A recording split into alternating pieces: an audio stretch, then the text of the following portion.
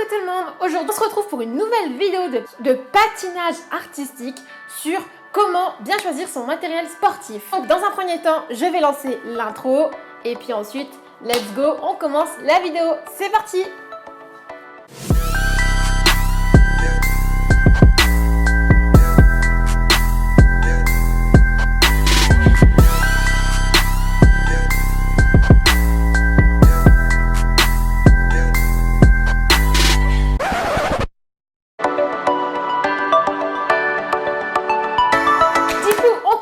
La vidéo, donc dans un premier temps, ce qu'il vous faut absolument, c'est d'avoir une paire de patins. Donc j'ai déjà fait une vidéo sur comment choisir ses patins en fonction de sa discipline. Vous pouvez cliquer là-haut sur le petit i qui vient d'apparaître. Dans un premier temps, ce que je vous conseille pour choisir vos patins, c'est déjà de demander des conseils à vos entraîneurs ou à des vendeurs. Sinon, dans ces cas-là, en général, les profs vous expliquent et vous disent ce qu'il vous faudrait. Dans un second temps, il est hyper important que vous choisissiez bien vos patins en fonction de la taille de votre pied, de votre morphologie, de votre niveau en patinage artistique.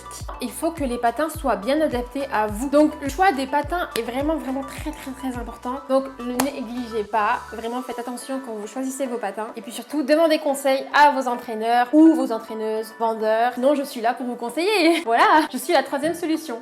Ensuite, il faut impérativement, s'il vous plaît, éviter d'acheter vos patins en grande surface. Tout simplement pour la bonne raison. Le patin a tendance à se plier assez vite au niveau de la cheville, ce qui fait que ça ne le maintient plus.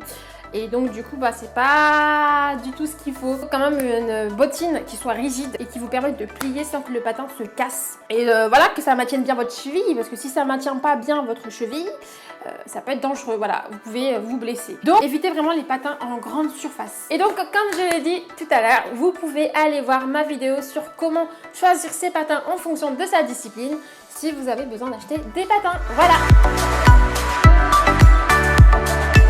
Du coup, on passe au numéro 2. Ce qu'il vous faut, c'est une paire de gants. Voilà. Pourquoi il vous faut une paire de gants? Tout simplement parce que de 1, la glace est froide. La glace est froide, donc du coup, il faut protéger vos mains, voilà, du froid. Dans un second temps aussi, les gants vous permettent de vous protéger, vos mains des risques de blessures par rapport aux lames, etc. Ensuite, dans un troisième temps, ce qu'il vous faut, ce sont des protège-lames en mousse et en plastique. Il vous faut des protège-lames en mousse pour protéger vos patins de la rouille, tout simplement. Lorsque vous les essuyez, il faut mettre des protège-lames ensuite en mousse.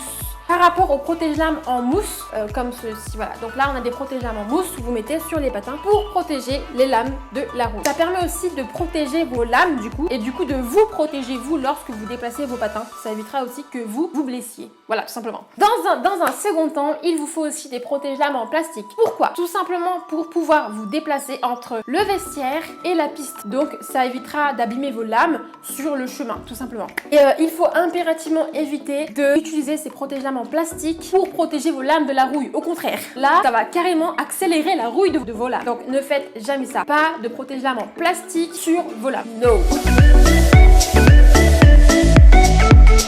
Et ensuite, en quatrième position, il vous faut bien évidemment une tenue confortable et adaptée pour patiner. Donc, qu'est-ce que j'entends par tenue confortable et adaptée pour patiner? Une tenue proche du corps, un peu style legging, débardeur ou t-shirt près du corps, t-shirt à manches longues, polaire près du corps, voilà, pour que les professeurs puissent bien voir les mouvements en fait que vous faites sur la glace, pour qu'ils puissent bien vous corriger, voilà, tout simplement. Et en plus, vous allez être beaucoup plus à l'aise avec ceci, plutôt qu'avec un jean ou quelque chose de très ample, vous allez avoir du mal à vous déplacer correctement. Donc voilà, il y a quelque chose qu'il faut impérativement oublier et ne pas faire, éviter les jeans. Essayez de patiner avec un jean, vous allez voir, c'est pas pratique. Des fois au gala on patine avec des jeans, je peux vous dire que franchement on n'est pas à l'aise, Ah là là, on n'est pas à l'aise. Même si les jeans sont près du corps, je peux vous dire qu'on n'est pas à l'aise.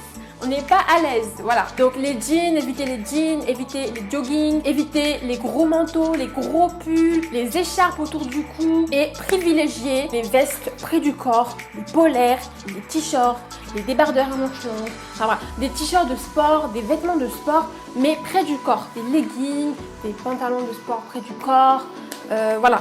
Donc vraiment privilégier ça, c'est très important.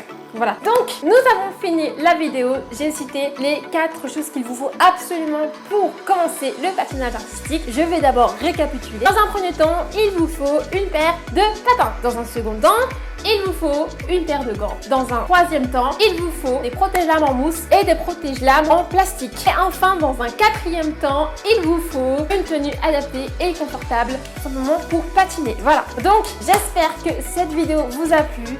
N'hésitez pas à vous abonner, n'hésitez pas non plus à vous exprimer en commentaire au sujet de cette vidéo et aussi à vous exprimer en mettant un j'aime. Et vous pouvez me soutenir en vous abonnant à ma chaîne et en vous abonnant sur mes autres réseaux sociaux comme mon Instagram qui s'affiche ici. Voilà. Donc encore une fois, j'espère que cette vidéo vous a plu. N'hésitez pas à me le dire et puis on se retrouve pour une prochaine vidéo. Bisous, tchuss!